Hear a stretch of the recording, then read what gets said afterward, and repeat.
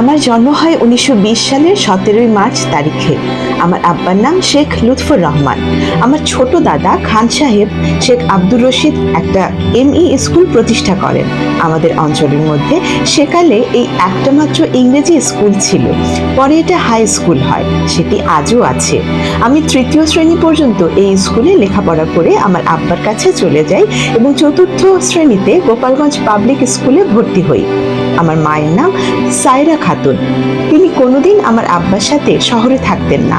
তিনি সমস্ত সম্পত্তি দেখাশোনা করতেন আর বলতেন, আমার আব্বা আমাকে সম্পত্তি দিয়ে গেছেন যাতে তার বাড়িতে আমি থাকি। শহরে চলে গেলে ঘরে আলো জ্বলবে না, বাবা অভিশাপ দেবে। আমরা আমার নানার ঘরেই থাকতাম। দাদার ও নানার ঘর পাশাপাশি। আব্বার কাছে থেকেই আমি লেখাপড়া করি, আব্বার কাছেই আমি ঘুমাতাম। তার গলা ধরে রাতে না ঘুমালে আমার ঘুম আসতো না। আমি বংশের বড় ছেলে, তাই সমস্ত আদর আমারই ছিল। আমার মেজ চাচারও কোনো ছেলে মেয়ে ছিল না। আমার ছোট দাদারও একমাত্র ছেলে আছে, তিনিও খান সাহেব খেতাব পান। এখন আইয়ুব সাহেবের আমলে প্রাদেশিক আইনসভার সদস্য আছেন। ডিস্ট্রিক্ট বোর্ডের সভ্যও ছিলেন, নাম শেখ মোশাররফ হোসেন। 1934 সালে যখন আমি সপ্তম শ্রেণীতে পড়ি, তখন ভীষণভাবে অসুস্থ হয়ে পড়ি। ছোট সময়ে আমি খুব দুষ্টু প্রকৃতির ছিলাম, খেলাধুলা করতাম, গান গাইতাম এবং খুব ভালো ব্রতচারী করতে পারতাম। হঠাৎ বেরিবেরি রোগে আক্রান্ত হয়ে আমার হার্ট দুর্বল হয়ে পড়ে। আব্বা আমাকে নিয়ে কলকাতায় চিকিৎসা করাতে যান। কলকাতার বড় বড় ডাক্তার শিবপদ ভট্টাচার্য, একে রায় চৌধুরী আরো অনেককেই দেখান এবং চিকিৎসা করাতে থাকেন। প্রায় 2 বছর আমার এইভাবে চলল। 1936 সালে আব্বা মাদারীপুর মহকুমায় সেরেস্তাদার হয়ে বদলি হয়ে যান। আমার অসুস্থতার জন্য মাকেও সেখানে নিয়ে আসেন। 1936 সালে আমার আবার চক্ষু খারাপ হয়ে পড়ে। গ্লুকোমা নামে একটা রোগ হয়। ডাক্তারদের পরামর্শে আব্বা আমাকে নিয়ে আবার কলকাতায় রওনা হলেন চিকিৎসার জন্য। এই সময় আমি মাদারীপুর হাই স্কুলে সপ্তম শ্রেণীতে ভর্তি হয়েছিলাম লেখাপড়া করার জন্য। কলকাতা যেয়ে ডাক্তার টি আহমেদ সাহেবকে দেখালাম। আমার বড় বোন কলকাতায় থাকতো, কারণ ভগ্নিপতি এজিবিতে চাকরি করতেন।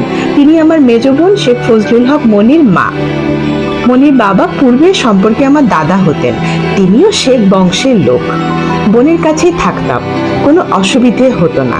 ডাক্তার সাহেব আমার চক্ষু অপারেশন করতে বললেন, দেরি করলে আমি অন্ধ হয়ে যেতে পারি।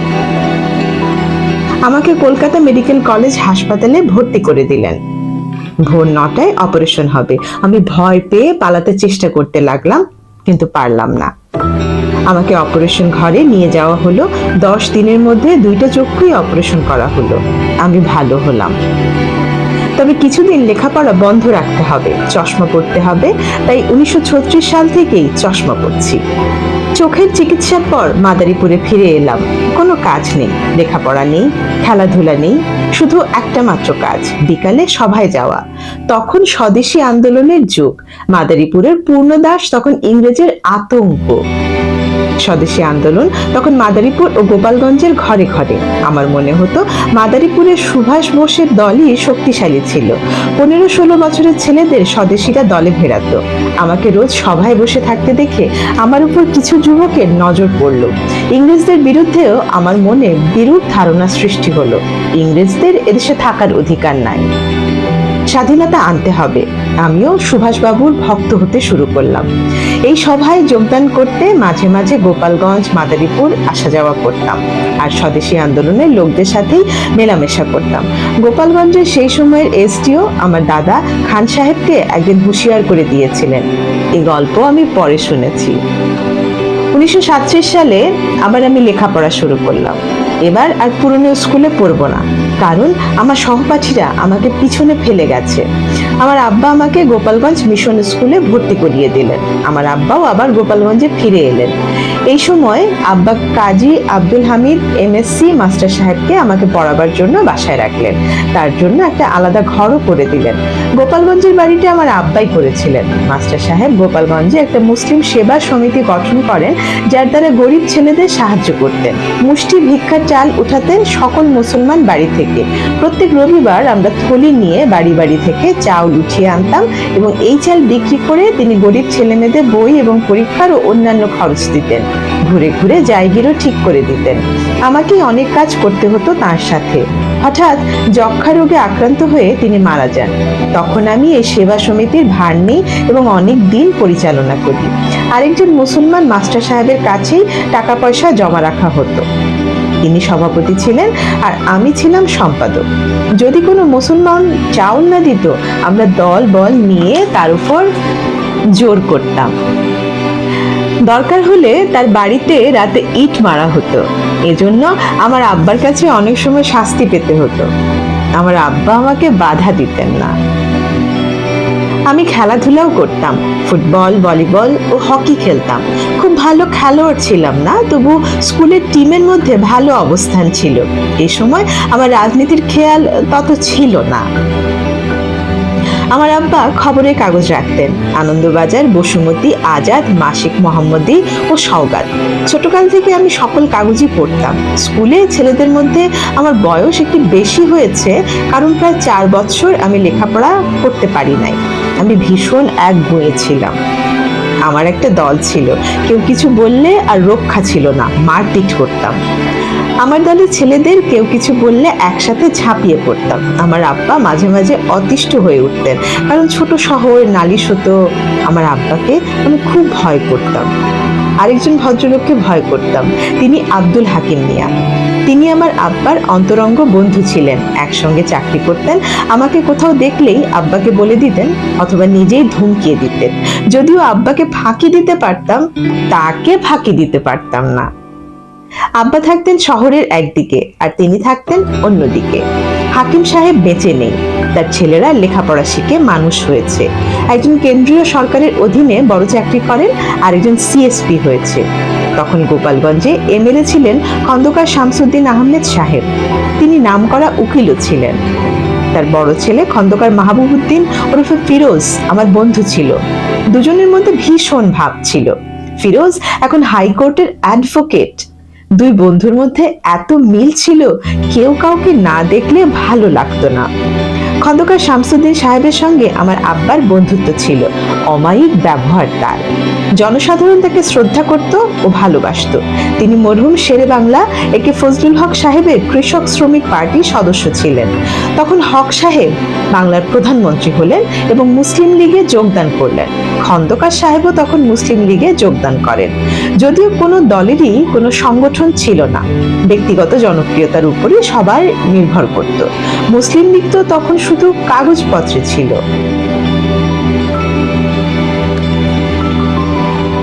1938 সালের ঘটনা। শেরে বাংলা তখন বাংলার প্রধানমন্ত্রী এবং সোহরাওয়ার্দী শ্রমমন্ত্রী।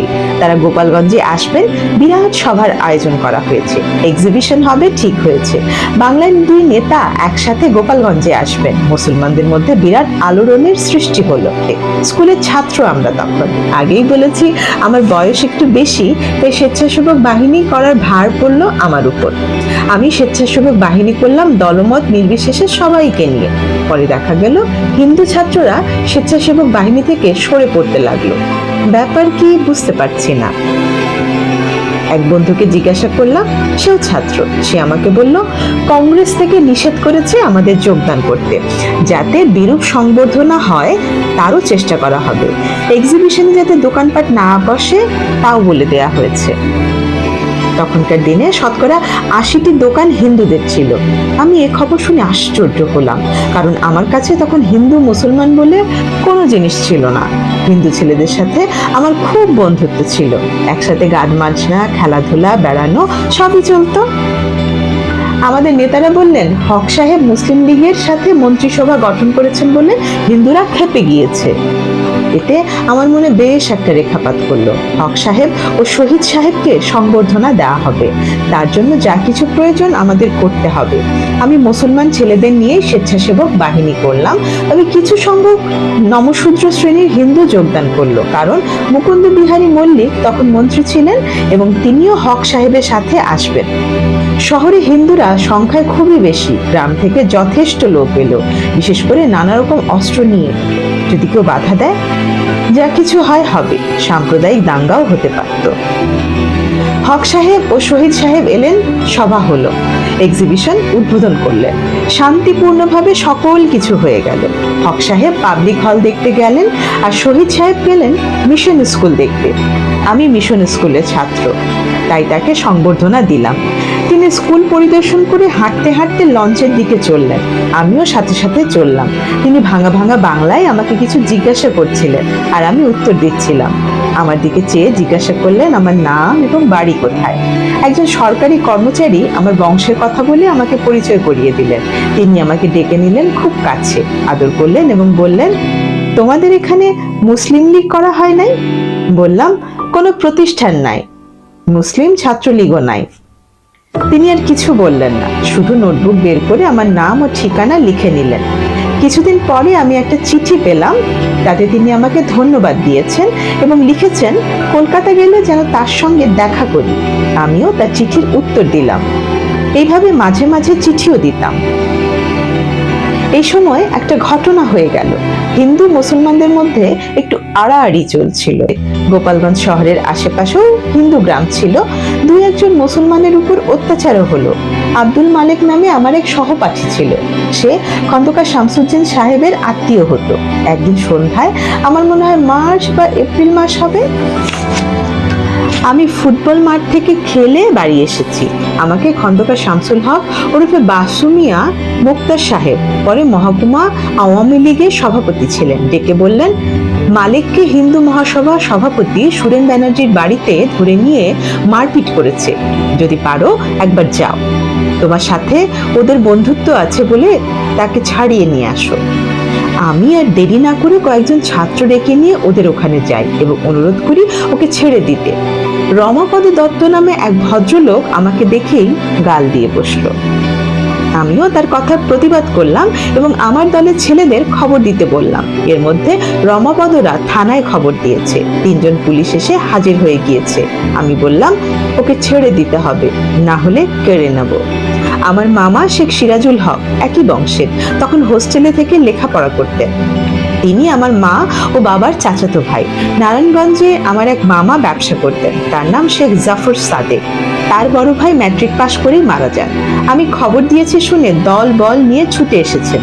এর মধ্যেই আমাদের সাথে মারপিট শুরু হয়ে গেছে। দুই পক্ষে ভীষণ মারপিট হয়। আমরা দরজা ভেঙে মালিককে কেড়ে নিয়ে চলে আসি। শহরে খুব উত্তেজনা, আমাকে কেউ কিছু বলতে সাহস পায় না। সেদিন রবিবার, আব্বা বাড়ি গিয়েছিলেন। পরদিন ভোরবেলায় আব্বা আসবেন। বাড়ি গোপালগঞ্জ থেকে 14 মাইল দূরে। আব্বা শনিবার বাড়ি যেতেন আর সোমবার ফিরে আসতেন। নিজেরই নৌকা ছিল। হিন্দু নেতারা রাতে বসে হিন্দু অফিসারদের সাথে পরামর্শ করে একটা মামলা দায়ের করল। হিন্দু নেতারা থানায় বসে এজাহার ঠিক করে দিতেন, তাতে খন্দকার শামসুল হক মুক্তার সাহেব হুকুমের আসামি। আমি খুন করার চেষ্টা করেছি, লুটপাট দাঙ্গা হাঙ্গামা লাগিয়ে দিয়েছি।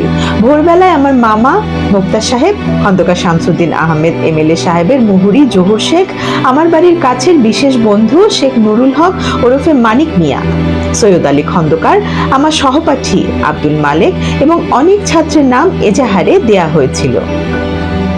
কোনো গণ্যমান্য লোকের ছেলেদের বাকি রাখে নাই। সকাল 9টায় খবর পেলাম আমার মামা ও আরো অনেককে গ্রেপ্তার করে ফেলেছে। আমাদের বাড়িতে কি করে আসবে থানা দারোগা সাহেবদের একটু লজ্জা করছিল। প্রায় 10টার সময় টাউন হল মাঠের ভিতর দাঁড়িয়ে দারোগা আলাপ করছে, তার উদ্দেশ্য হলো আমি যেন সরে যাই। টাউন হলের মাঠের পাশেই আমার বাড়ি। আমার ফুফাতো ভাই মাদারীপুর বাড়ি, আব্বার কাছে থেকেই লেখাপড়া করতো। সে আমাকে বলল, মিয়া ভাই, পাশের বাসায় একটু সরে যাও না। বললাম, যাব না, আমি পালাবো না, লোকে বলবে আমি ভয় পেয়েছি। এই সময় আব্বা বাড়ি থেকে ফিরে এসেছেন। দারোগা সাহেবও তার পিছে পিছে বাড়িতে ঢুকে পড়েছেন। আব্বার কাছে বসে আস্তে আস্তে সকল কথা বললেন, আমার গ্রেপ্তারি পরোয়ানা দেখালেন। আব্বা বললেন, নিয়ে যান। দারোগা বাবু বললেন, ও খেয়ে দিয়ে আসুক, আমি একজন সিপাহী রেখে যেতেছি। 11টার মধ্যে যেন থানায় পৌঁছে যায়, কারণ দেরি হলে জামিন পেতে অসুবিধা হবে। আব্বা জিজ্ঞেস করলেন, মারামারি করেছো? আমি চুপ করে থাকলাম, যার অর্থ করেছি। আমি খাওয়া দাওয়া শেষ করে থানায় চলে এলাম। দেখি আমার মামা, মানিক, সৈয়দ আরো 8-7 জন হবে, তাদেরকে পূর্বেই গ্রেফতার করে থানায় নিয়ে এসেছে। আমার পৌঁছার সাথে সাথে কোর্টে পাঠিয়ে দিল। হাত করা দেয় নাই, তবে সামনেও পুলিশ, পিছনেও পুলিশ। কোর্ট দারোগা হিন্দু ছিলেন। কোর্টে পৌঁছার সাথে সাথে আমাদের কোর্ট হাজতের ছোট কামরার মধ্যে বন্ধ করে রাখলেন। কোর্ট দারোগা রুমের পাশেই কোর্ট হাজত। আমাকে দেখে বলেন, মুজিবুর খুব ভয়ানক ছেলে, ছোড়া মেরেছিল রমাপদকে, কিছুতেই জামিন দেয়া যেতে পারে না। আমি বললাম, বাজে কথা বলবেন না, ভালো হবে না। যারা দারোগা সাহেবের সামনে বসেছিল তাদের বললেন, দেখো ছেলের সাহস। আমাকে অন্য সকলে কথা বলতে নিষেধ করলো। পরে শুনলাম আমার নামে এজাহার দিয়েছে, এই কথা বলেছে আমি ছোড়া দিয়ে রমাপদকে হত্যা করার জন্য আঘাত করেছি, আর অবস্থা ভয়ানক খারাপ, হাসপাতালে ভর্তি হতে হবে। প্রকৃতপক্ষে রমাপদের সাথে আমার মারামারি হয় একটা লাঠি দিয়ে। ও আমাকে লাঠি দিয়ে আঘাত করতে চেষ্টা করলে আমিও লাঠি দিয়ে প্রত্যাঘাত করি, যার জন্য ওর মাথা ফেটে যায়। মুসলমান উকিল মোক্তার সাহেবরা কোর্টে আমাদের জামিনের আবেদন পেশ করলো। একমাত্র মোক্তার সাহেবকে টাউন জামিন দেয়া হলো। আমাদের জেল হাজতে পাঠানোর হুকুম হলো। এসটিও হিন্দু ছিল, জামিন দিল না। কোর্ট দারোগা আমাদের হাত করা পড়াতে হুকুম দিল। আমি রুখে দাঁড়ালাম, সকলে আমাকে বাধা দিল। জেলে এলাম, সাব জেল, একটা মাত্র ঘর, একপাশে মেয়েদের থাকার জায়গা। কোনো মেয়ে আসামি না থাকার জন্য মেয়েদের ওয়ার্ডে রাখলো। বাড়ি থেকে বিছানা, কাপড় এবং খাবার দেবার অনুমতি দেয়া হলো। শেষ পর্যন্ত 7 দিন পরে আমি প্রথম জামিন পেলাম। 10 দিনের মধ্যে আর সকলেই জামিন পেয়ে গেল। হক সাহেব ও সহরাওয়ার্দী সাহেবের কাছে টেলিগ্রাম করা হলো। লোকও চলে গেল কলকাতায়। গোপালগঞ্জে ভীষণ উত্তেজনা চলছিল। হিন্দু উকিলদের সাথে আব্বার বন্ধুত্ব ছিল, সকলেই আমার আব্বাকে সম্মান করতেন। দুই পক্ষের মধ্যে অনেক আলোচনা হয়ে ঠিক হলো মামলা তারা চালাবে না, আমাদের ক্ষতিপূরণ দিতে হবে 1500 টাকা। সকলে মিলে সেই টাকা দিয়ে দেয়া হলো। আমার আব্বাকেই বেশি দিতে হয়েছিল। এই আমার জীবনে প্রথম জেল।